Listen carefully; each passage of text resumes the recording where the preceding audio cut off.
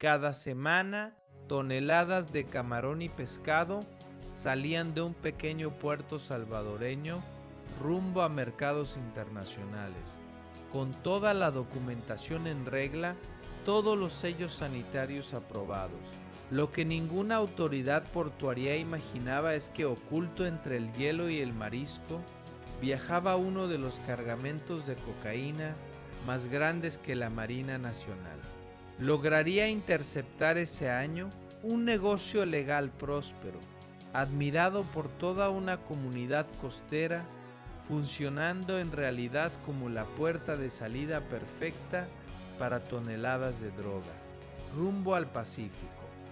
Si te interesa entender cómo el narcotráfico logra camuflarse dentro de negocios completamente legales para burlar los controles del Estado, suscríbete ahora al canal, porque hoy vamos a desarmar capa por capa uno de los mecanismos más sofisticados del crimen organizado en la región. Antes de continuar, debes saber algo importante. Lo que estás a punto de escuchar es una recreación basada en patrones reales, documentados de fachadas comerciales utilizadas para narcotráfico en Centroamérica y Sudamérica, incluyendo casos confirmados donde empresas exportadoras de productos legales fueron usadas para contaminar cargamentos con cocaína destinada a mercados internacionales. Los nombres y detalles específicos de esta historia son ficticios, pero el mecanismo, la logística y el contexto de la ofensiva naval salvadoreña que aquí describimos son completamente reales y verificables. Para entender la magnitud de lo que vamos a contar, primero hay que entender el escenario real en el que ocurre. El Salvador atraviesa... Bueno, un gusto estar acá con ustedes. Aquí traigo al presidente electo, o sea, es el nuevo presidente de la República de Chile. Lo que va del año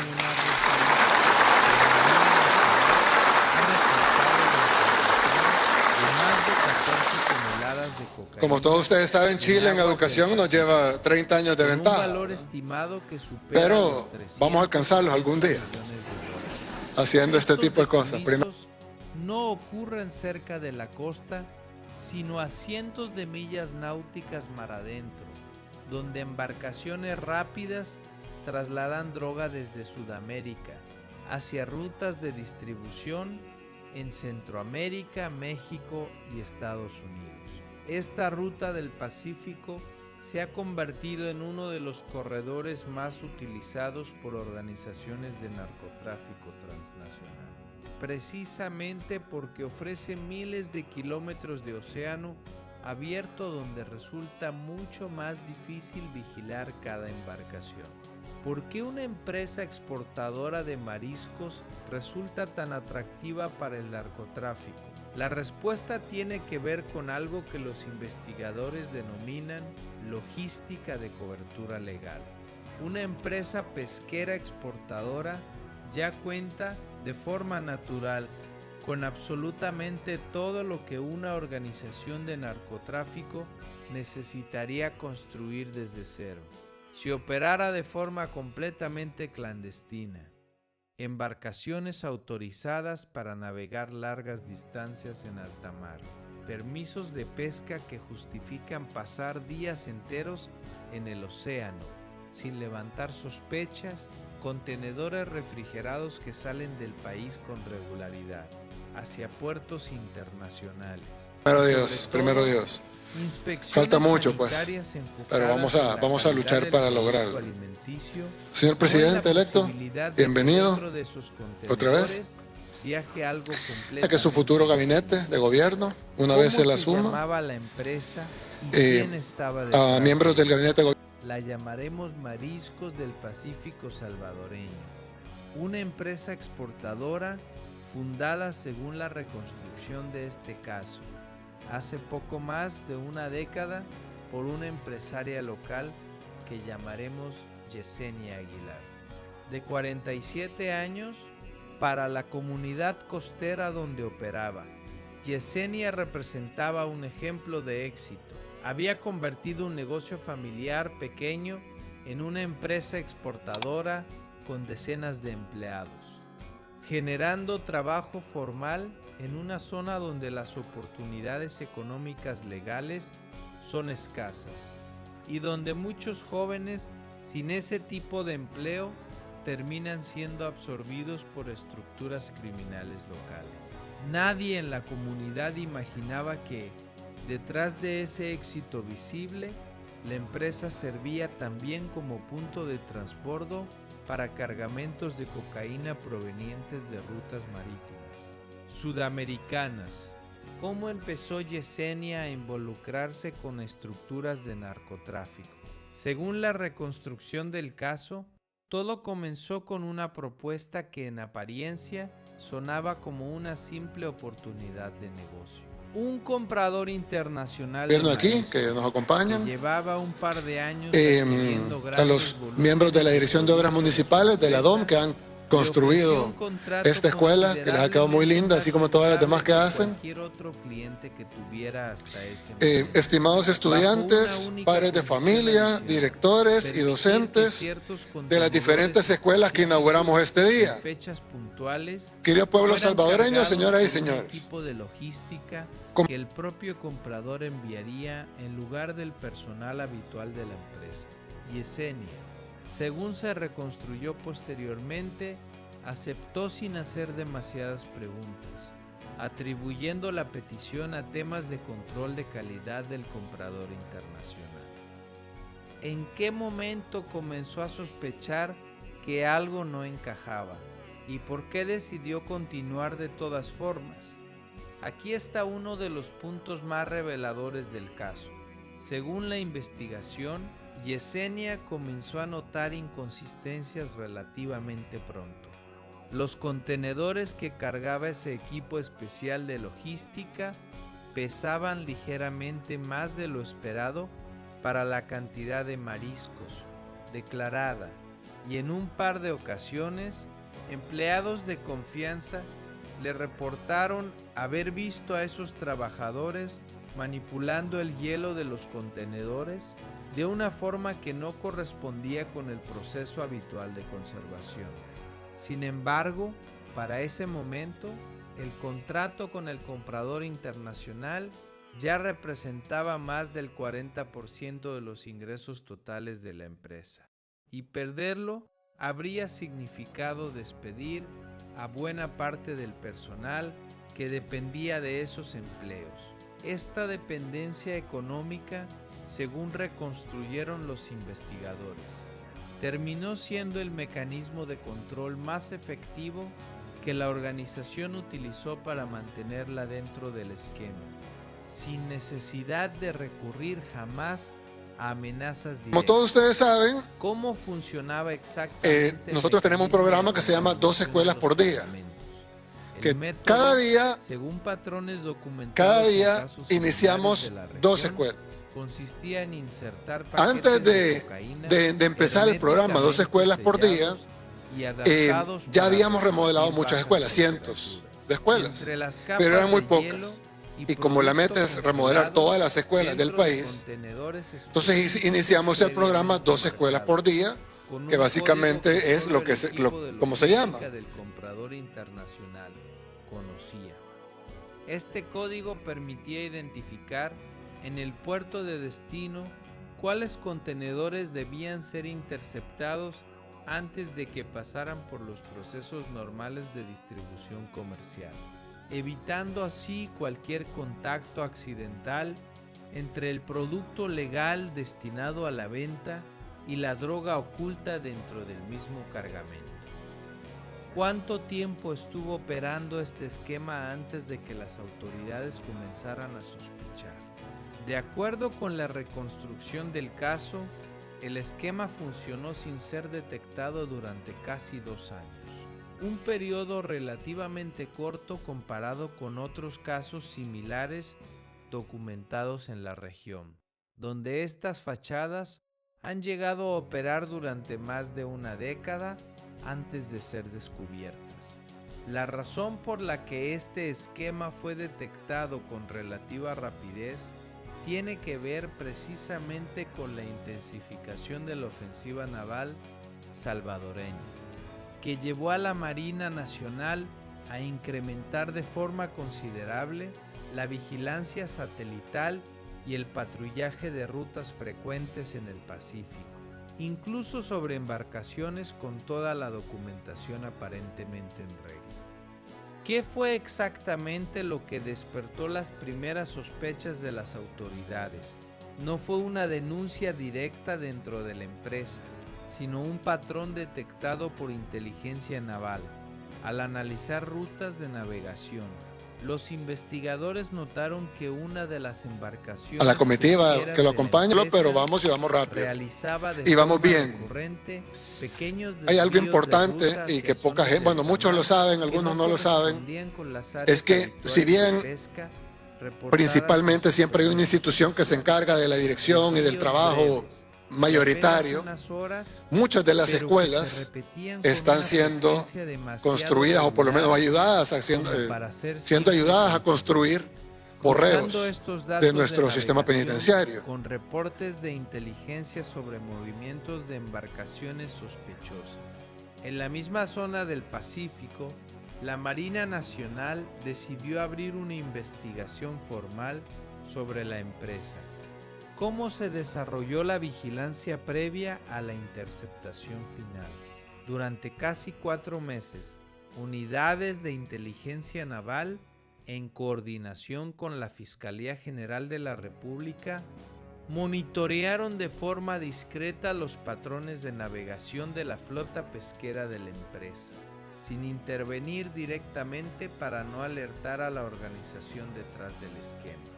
Durante este periodo, los investigadores lograron identificar el momento exacto en que se producían los desvíos de ruta, coincidiendo siempre con la salida de embarcaciones extranjeras no identificadas en la misma zona de alta mar.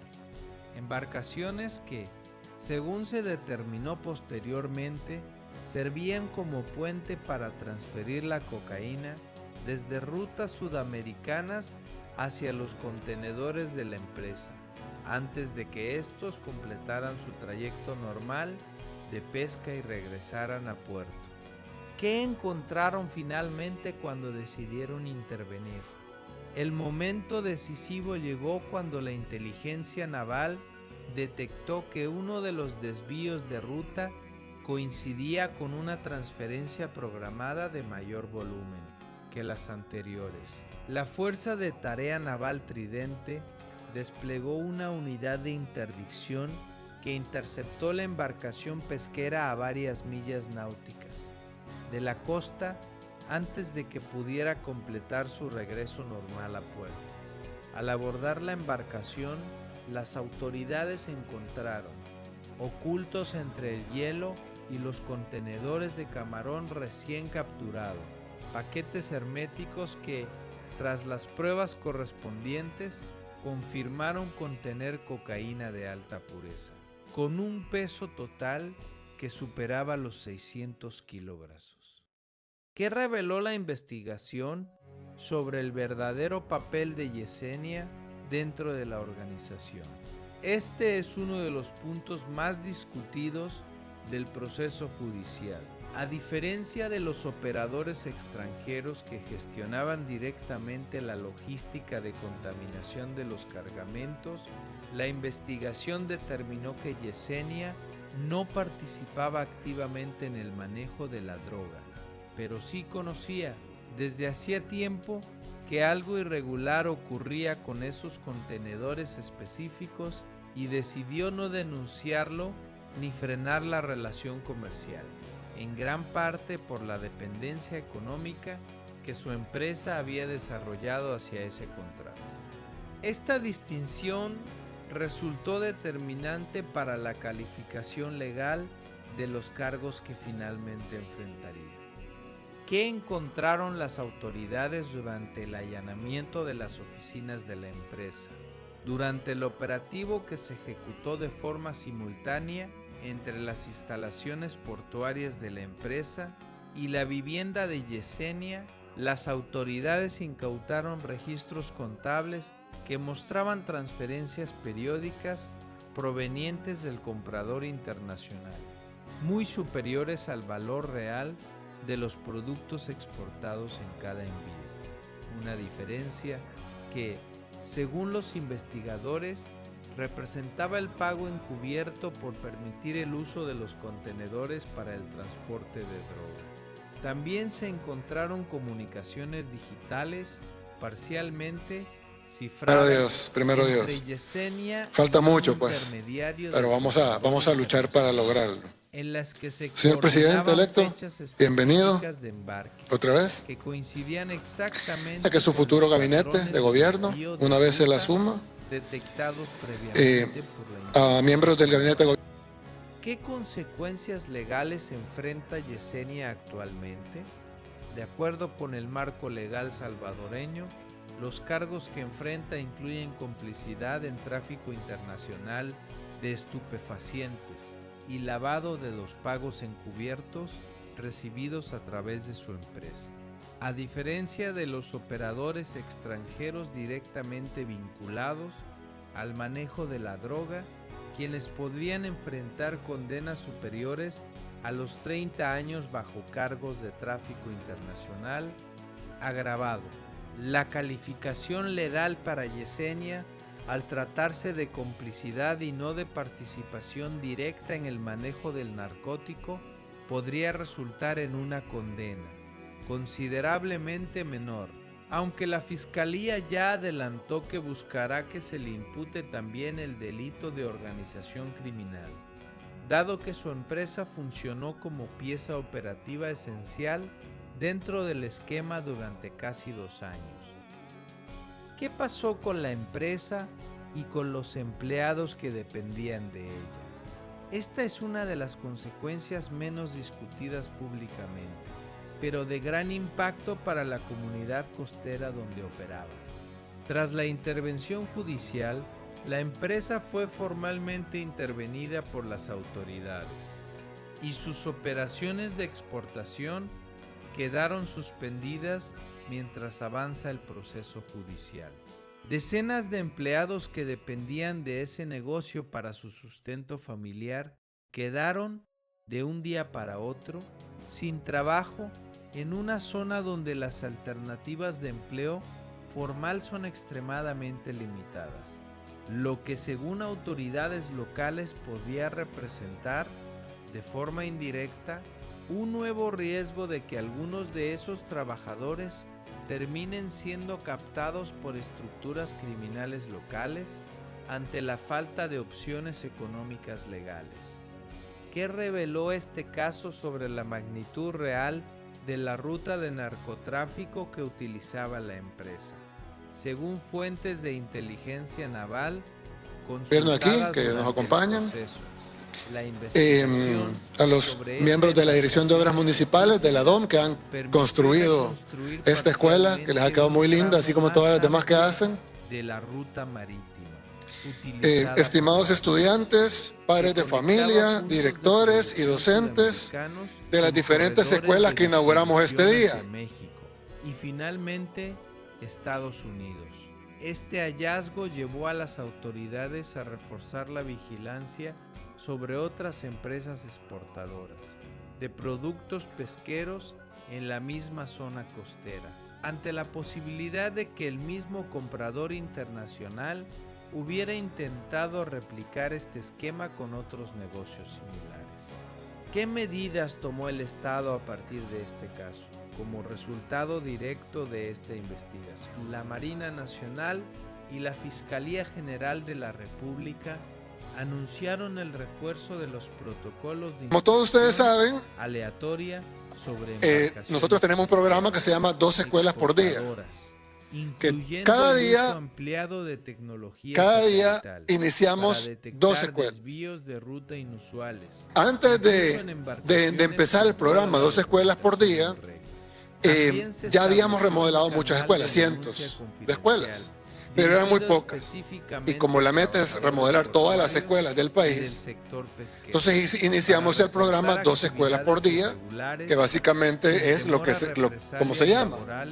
O de seguridad personal. ¿Qué podría pasar con el comprador internacional que coordinaba la logística de contaminación de los cargamentos? Este es el hilo que la investigación mantiene actualmente abierto.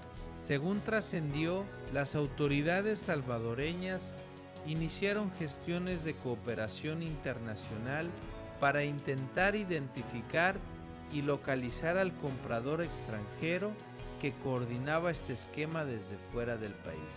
Una tarea considerablemente más compleja que la captura de los operadores locales, dado que este tipo de organizaciones suelen operar a través de múltiples intermediarios y sociedades registradas en distintas jurisdicciones. Precisamente para dificultar cualquier intento... Querido pueblo salvadoreño, señoras y señores.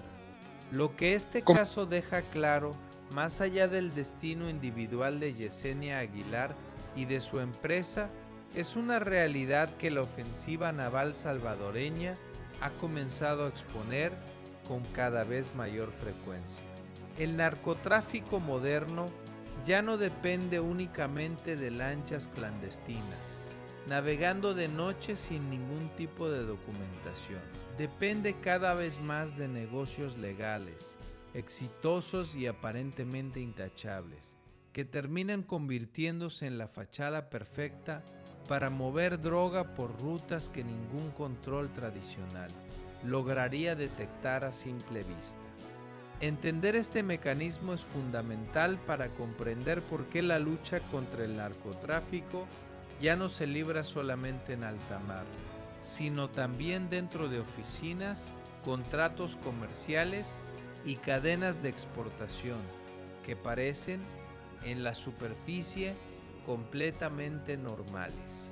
Si este tipo de investigaciones te parece... Una institución que se encarga de la dirección y del trabajo mayoritario, muchas de las escuelas están siendo construidas o por lo menos ayudadas, siendo ayudadas a construir correos de nuestro sistema penitenciario. De notificaciones y cuéntanos en los comentarios qué otro tipo de negocio crees que podría estar siendo utilizado hoy mismo como fachada, sin que nadie lo sospeche todavía. Nosotros seguiremos investigando, porque esta guerra en el Pacífico apenas está comenzando a mostrar su verdadera magnitud.